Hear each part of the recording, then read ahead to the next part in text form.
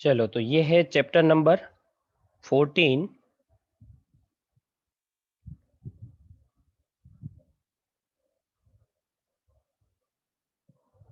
Respiration in plants.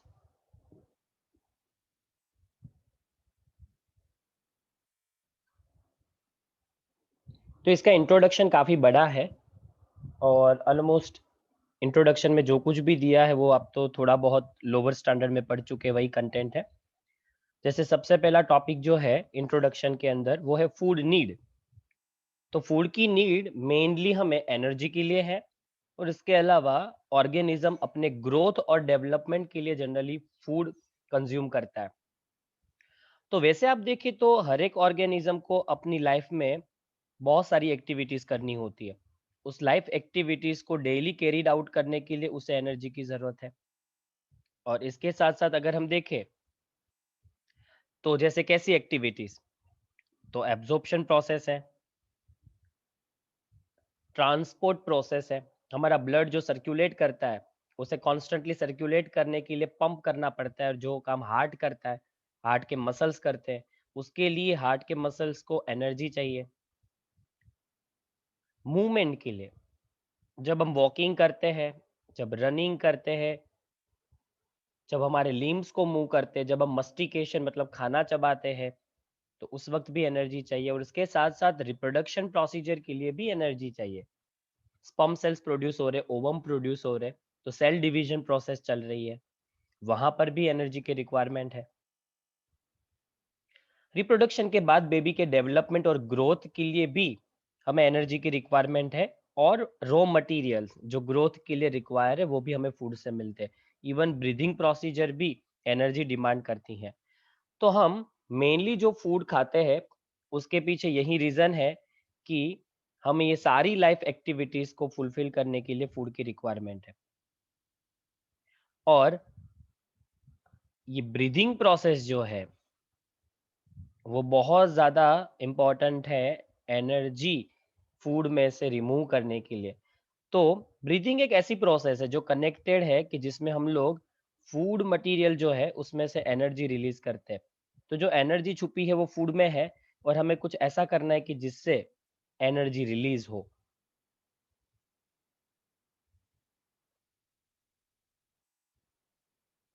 तो देखो, हमारी फूड नीड वो हमने देखी कि एनर्जी पर्पस के लिए जनरली हम लोग फूड कंज्यूम करते हैं। अब बात करते हैं रेस्पिरेशन की, कि फूड और रेस्पिरेशन का क्या कनेक्शन है। तो हमारी लाइफ में हमें जो एनर्जी की ज़रूरत है पूरी लाइफ को सरवाइव करने के लिए, वो हमें मिलती है जो मैक्रोमोलेक्यूल्स हमने फूड में लिए थे उनके ऑक्सीडेशन से। तो ये आप जानते हैं कि जैसे कि फूड में स्टार्च है, या पोटैटो दिखाया है मैंने, पोटैटो के अंदर स्टार्च होता है।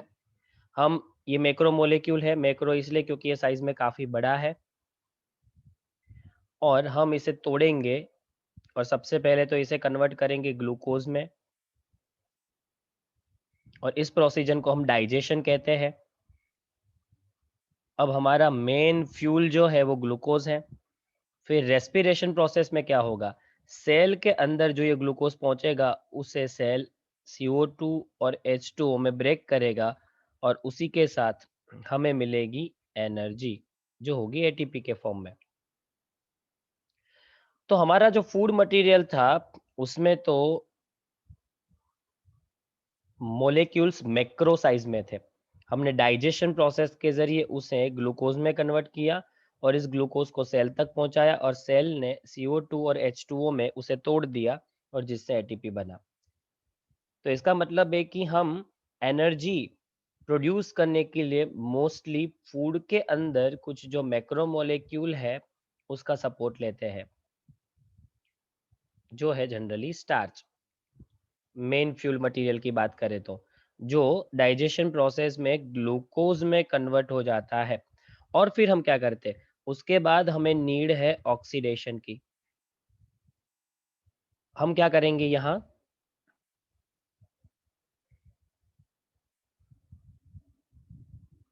ये जो ग्लूकोज है वो सेल में CO2 और H2O के अंदर ब्रेक होगा, और इस दौरान ये प्रोसेस सेल में होगी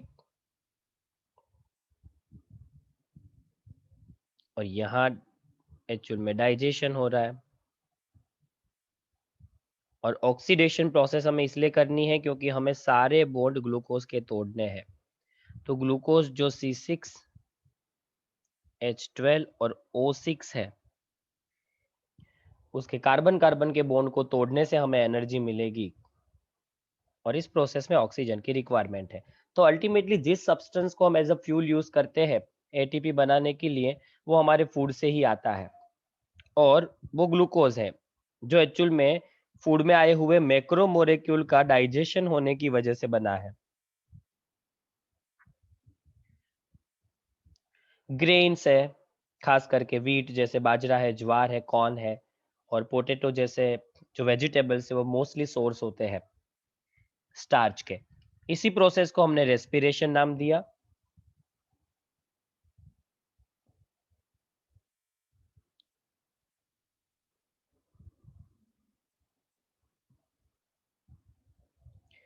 अब ऑटोट्रोप्स हम उन्हें कहते हैं जो अपना फूड जो उनको रिक्वायर है कि एनर्जी प्रोडक्शन के लिए जो फूड को ऑक्सीडाइज करना है वो, अपने ग्रोथ और डेवलपमेंट के लिए फूड से जो रॉ मटेरियल चाहिए वो, या अगर ये खुद बनाते हैं तो उसे ऑटोट्रॉप्स कहते हैं।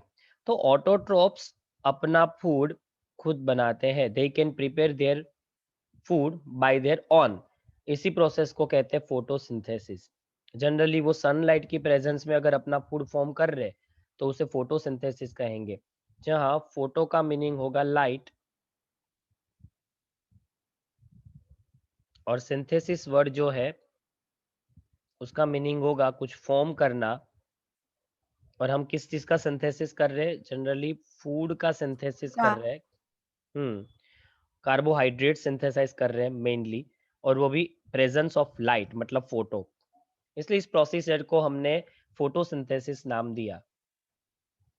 कीमोसिंथेसिस भी होता है जिसमें केमिकल्स की हेल्प से कुछ बैक्टीरिया है कीमो ऑटोट्रॉप्स जो अपना फूड बना सकते हैं। पर अदरवाइज हम फोटोसिंथेसिस की बात करें तो साइनोबैक्टीरिया है और ग्रीन प्लांट्स जो है वो मेनली फोटोसिंथेटिक है, जो आपको यहाँ दिखाया है।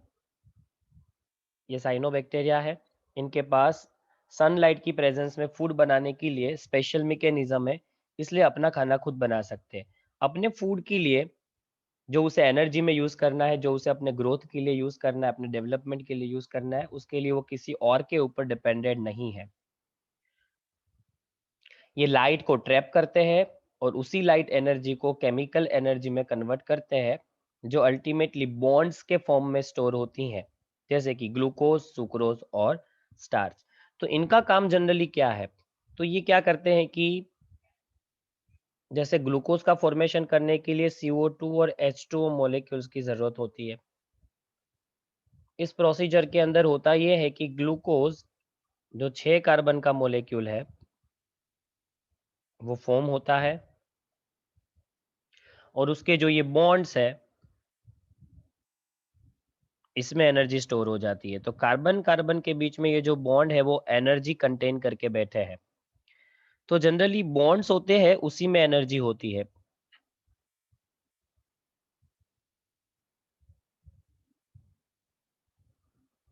तो आप ऐसा ऐसा कह सकते हैं कि जो सनलाइट थी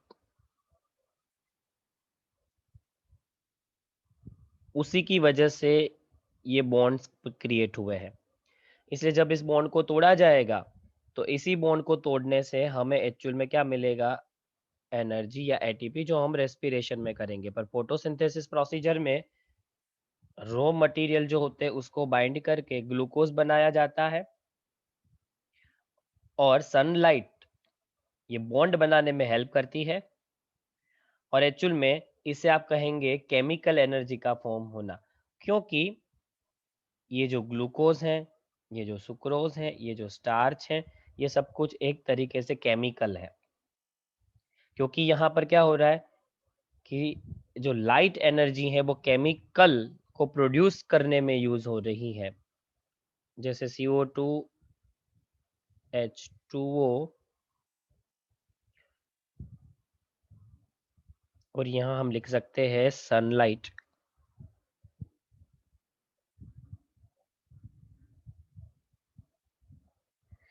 और यहाँ कन्वर्जन हो रहा है C6H12O6, जो कि एक केमिकल है। ग्लूकोज। ग्लूकोज एक केमिकल है। तो आप और ऐसा, ग्लूकोज और सुक्रोज का फॉर्मूला सेम होता है ना? तो सनलाइट है ना, अभी ग्लूकोज का फॉर्मूला C6H12O6 है, पर हम देखते हैं कि सुक्रोज का क्या है। सबसे पहले तो ये होता है कि CO2H2O को सनलाइट बाइंड करवाती है, इससे सनलाइट ही एक्चुअल में ग्लूकोज में कन्वर्ट हो रही है। सनलाइट की जो एनर्जी थी वो ग्लूकोज में ट्रैप हो गई, इसलिए आप ऐसा कह सकते हैं कि सनलाइट केमिकल एनर्जी में कन्वर्ट हो गई, क्योंकि ग्लूकोज अब केमिकल एनर्जी है। अब क्या होता है कि बनता जनरली सबसे पहले ग्लूकोज है, फिर ग्लूकोज जो है वो अपने मोनोमर, सॉरी अपने आइसोमर फ्रुक्टोज के अंदर कन्वर्ट होगा। इन दोनों का जो फॉर्मूला है वो सेम टू सेम होता है।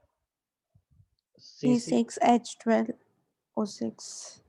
कुछ ग्लूकोज फ्रुक्टोज में कन्वर्ट हो जाते हैं, उसके बाद ग्लूकोज और फ्रुक्टोज फ्यूज हो जाते हैं। जो फ्रुक्टोज नए बने हैं अभी, वो अब आपस में ग्लूकोज के साथ फ्यूज हो गए, और उससे बनने वाली शुगर का नाम है सुक्रोज। सुक्रोज।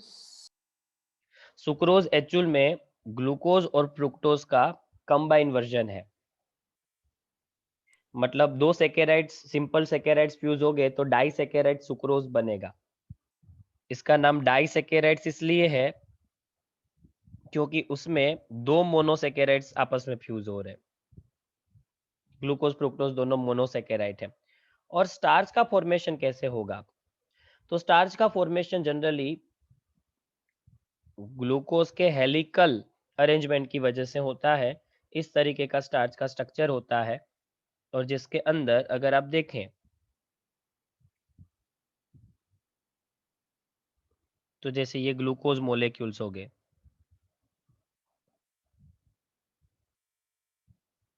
तो इस तरीके से ग्लूकोज मोलेक्यूल जो होते हैं वो अरेंज हो जाते हैं, और उनका स्ट्रक्चर हेलिकल होता है। तो बहुत सारे ग्लूकोज इस तरीके से हेलिकली आपस में फ्यूज हो जाते हैं, तो बन जाता है स्टार्च।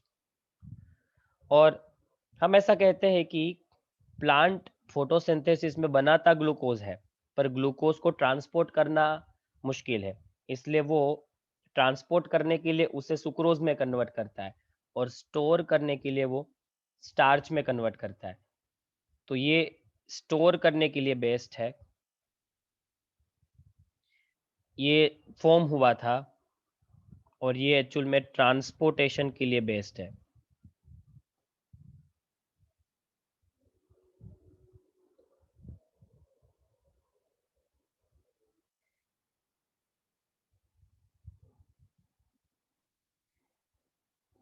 तो प्लांट फॉर्म करता है ग्लूकोज, पर ग्लूकोज को रूट्स तक पहुंचाना है, स्टेम तक पहुंचाना है लीव्स से। वो प्रोसेस में ग्लूकोज के फॉर्म में हम शुगर को अलग अलग सेल्स तक नहीं पहुंचा पाएंगे, मुश्किल है, इसलिए उसे सुक्रोज में कन्वर्ट किया जाता है। फिर सुक्रोज तो वाटर में डाइल्यूट हो सकता है क्योंकि वो डाइसेकेराइड है, इसलिए उस फॉर्म में उसे स्टोर करना मुश्किल होगा, इसलिए फिर हम उसे नॉन डाइल्यूटिंग फॉर्म, पॉलीमर जिसे हम स्टार्च कहते हैं, उसमें कन्वर्ट करते हैं, जिससे उसे लंबे वक्त के लिए स्टोर किया जा सके, जिससे वो जो फूड है वो एनिमल यूज कर सके। ये हम जानते हैं कि प्लांट के सारे सेल्स एक्चुअल में फोटोसिंथेसिस नहीं करते। अगर वो करते तो अपनी फूड की रिक्वायरमेंट वो खुद ही फुलफिल कर लेते। पर यहाँ प्रॉब्लम ये है कि जो सेल्स के पास क्लोरोप्लास्ट है, सिर्फ वही सेल्स फोटोसिंथेसिस करते हैं, और वो मेनली लीव्स होते हैं। तो लीव्स के पास क्लोरोप्लास्ट है, और लीव्स के क्लोरोप्लास्ट ये ट्राई करते हैं कि सुपरफिशियल लेयर में अरेंज हो, क्योंकि जितना ऊपर अरेंज होगे, जितना सुपरफिशियल सरफेस के नजदीक होगे, या जितना सुपरफिशियल होगे, पहला लेयर ही अगर उनका होगा तो उनको सनलाइट ज्यादा मिलेगी, और वो एटमॉस्फेयर के डायरेक्ट कांटेक्ट में आ पाएंगे। ऐसा सुपरफिशियल लेयर फॉर्म करने के पीछे रीजन यही है क्योंकि वो मैक्सिमम लाइट गेन करना चाहते हैं। लाइट गेन जो है वो मैक्सिमम हो, इसीलिए लीव्स जो है वो क्या करते हैं, सुपरफिशियल अरेंजमेंट करते हैं, कि वो ट्राई करते हैं कि जितना जल्दी जितना ज्यादा हो सके उतना नजदीक से नजदीक वो अरेंज हो, किसके, एटमोस्फियरिक सरफेस जो होगी उसके। बहुत ज़्यादा डेप्थ में होगे, बहुत ज़्यादा मतलब कह सकते गहराई पे होगे, तो शायद उतनी सनलाइट उन्हें नहीं मिलेगी जितनी उन्हें रिक्वायर है।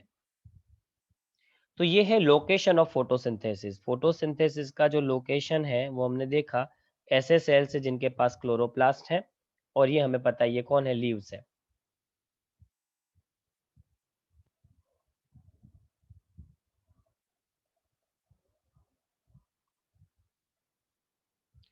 ट्रांसपोर्टेशन ऑफ फूड, क्योंकि फूड बनता लीव्स के अंदर है, प्लांट का हर एक पार्ट फूड नहीं प्रिपेयर कर सकता क्योंकि वो ग्रीन नहीं है।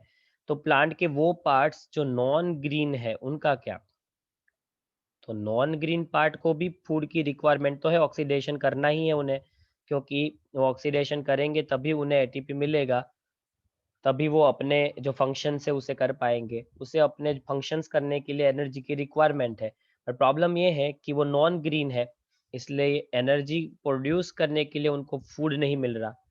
तो यहाँ होगा ये कि हम लोग फ्लोएम के जरिए लीव्स में बना हुआ जो फूड है वो ट्रांसपोर्ट करेंगे towards the root and the stem. तो ये जो प्रोसेस है वो कैसे होगी, यहाँ से बना हुआ जो फूड है वो इस तरीके से नीचे पहुंचाया जाएगा,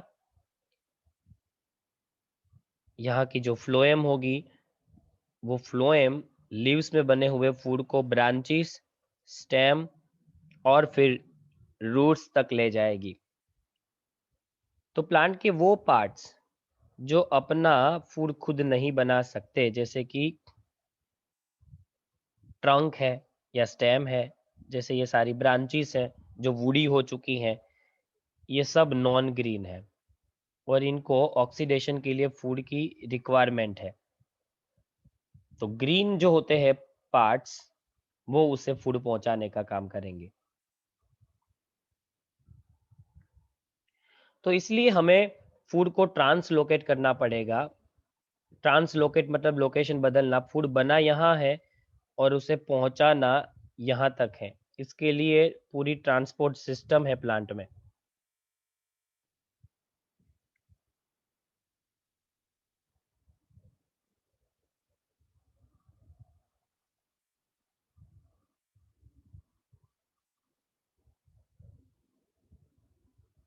हेट्रोट्रॉप्स आए, हेट्रोट्रॉप्स वो होते हैं उनको भी एनर्जी की ज़रूरत है, उनके सेल्स को भी ग्रोथ और डेवलपमेंट के लिए फूड चाहिए। पर प्रॉब्लम ये है कि उनका फूड वो खुद नहीं बना सकते, इसलिए वो प्लांट्स पर डिपेंडेंट होते हैं। अगर हम बात करें तो हेट्रोट्रॉप्स को आप डिवाइड कर सकते हैं कि वो डायरेक्टली प्लांट्स पे डिपेंडेंट है या इनडायरेक्टली। जैसे हर्बीवोर्स जो होते हैं वो डायरेक्टली डिपेंडेंट होते हैं, वो डायरेक्टली इसलिए क्योंकि वो सीधा प्लांट को खाते हैं एज अ फूड, इनका जो फूड है वो प्लांट है। पर अगर हम बात करें कार्निवोरस की तो वो इनडायरेक्टली डिपेंडेंट है प्लांट्स के ऊपर। उसका रीजन है क्योंकि अल्टीमेटली आप ये कह सकते हैं कि सारी एनर्जी तो सनलाइट से ही आई है। सनलाइट की वजह से प्लांट फॉर्म हुए, उसको एज अ फूड यूज किया हर्बीवोरस ने, और हर्बीवोरस को एज अ फूड यूज किया कार्निवोर। कार्निवोरस ने। तो अल्टीमेटली आप ये भी कह सकते हैं कि हर एक ऑर्गेनिज्म सनलाइट का यूज कर रहा है। प्लांट डायरेक्टली कर रहे, हर्बीवोरस इनडायरेक्ट कर रहे और कार्निवोरस इनडायरेक्ट कर रहे। वो प्लांट के जरिए सनलाइट की ट्रैप एनर्जी यूज कर रहे। या फिर आप ऐसा भी कह सकते हैं कि ये जो हर्बीवोरस है वो डायरेक्टली प्लांट को खा रहे, वो सीधे प्लांट को कंज्यूम कर रहे हैं। और हर्बीवोरस को कार्निवोरस खा रहा है। इसलिए आप ऐसा भी कह सकते हैं कि प्लांट की एनर्जी हर्बीवोरस से होती हुई कार्निवोरस में गई। अल्टीमेटली हर्बीवोरस की बॉडी में जो भी कंटेंट या फूड आया है वो प्लांट से ही आया है, और वहीं हर्बीवोरस से वाया वाया होते होते कार्निवोरस तक पहुंचा है। अल्टीमेटली कार्निवोरस ने भी प्लांट ही खाया है, पर वो हर्बीवोरस के फॉर्म में था। वो प्लांट फूड, वो सर प्लांट एनर्जी अब एनिमल एनर्जी में कन्वर्ट हो गई थी।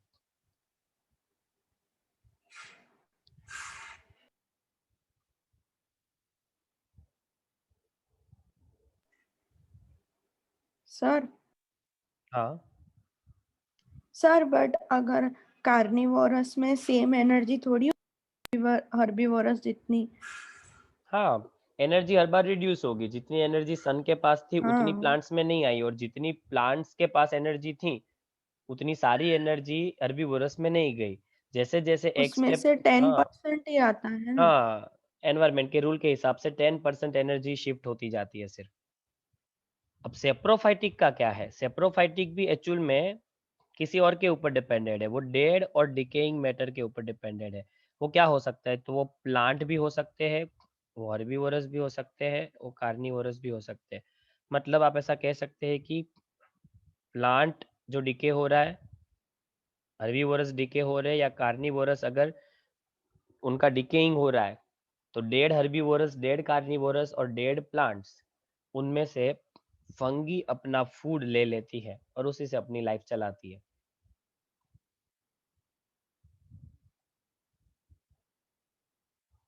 तो आप कह सकते हैं कि ये सारा फूड मटेरियल रेस्पिरेशन नाम की जो प्रोसीजर है, उस प्रोसीजर में यूज होगा, क्योंकि जो भी फूड हम लोग रेस्पायर्ड करते हैं, मतलब एनर्जी प्रोड्यूस करने के लिए यूज करते हैं, वो अल्टीमेटली फोटोसिंथेसिस से ही आता है। चाहे वो फंगस हो, चाहे वो कार्निवोरस, चाहे हर्बीवोरस, वो अल्टीमेटली प्लांट को ही यूज कर रहे हैं डायरेक्ट इनडायरेक्ट वे में। और प्लांट ने जो फूड बनाया है वही पूरी सिस्टम को एक्टिवेट रखे हुए है।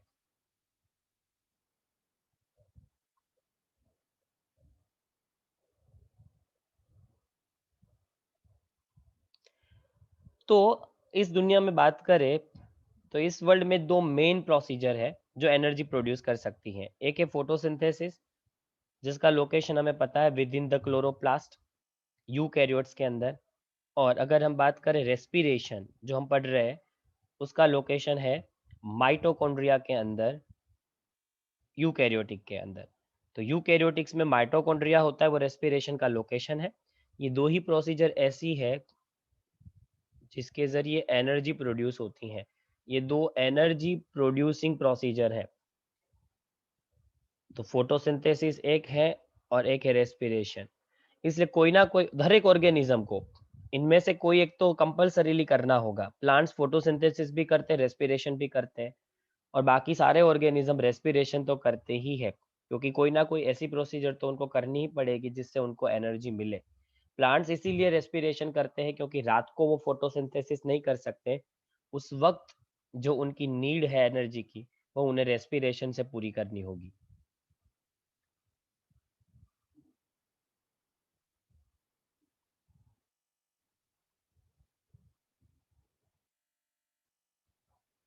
इसके बाद अब जो टॉपिक है वो रेस्पिरेशन का है, कि रेस्पिरेशन का मीनिंग क्या होगा। थोड़ा हम समझ चुके हैं, थोड़ा अभी यहाँ समझेंगे। रेस्पिरेशन का सिंपल मीनिंग होता है कि एक बड़े, मतलब कि कॉम्प्लेक्स मोलेक्यूल को सिंपल मोलेक्यूल के अंदर तोड़ देना। इसमें हम ये करते हैं कि कॉम्प्लेक्स मोलेक्यूल को ब्रेक करते हैं तो उसका ये बॉन्ड टूट जाता है। हमें ये बॉन्ड तोड़ने हैं। जैसे ये ग्लूकोज दिखाया है मैंने, तो ग्लूकोज के अंदर टोटल 6 कार्बन होते हैं, और ये 6 कार्बन के बीच में टोटल 1 2 3 4 एंड 5 ऐसे 5 कार्बन कार्बन बॉन्ड है। ये 5 बॉन्ड के अंदर एनर्जी छुपी है। अगर इस बॉन्ड को तोड़ दिया जाए, अगर बॉन्ड ब्रेक होगा और कार्बन कार्बन एक दूसरे से अलग हो जाएंगे, तो उससे एटीपी मिलेगा। तो जो एनर्जी स्टोर है वो इस बॉन्ड के अंदर ही है।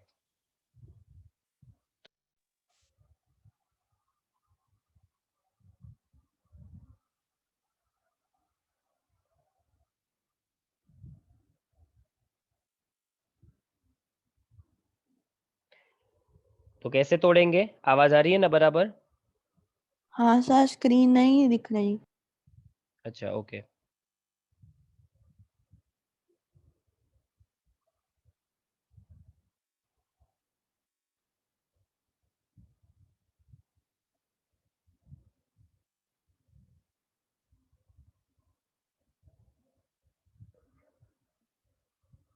चलो, स्क्रीन दिख रही है अब सबको? सर आपका वॉइस भी कट हो रहा है।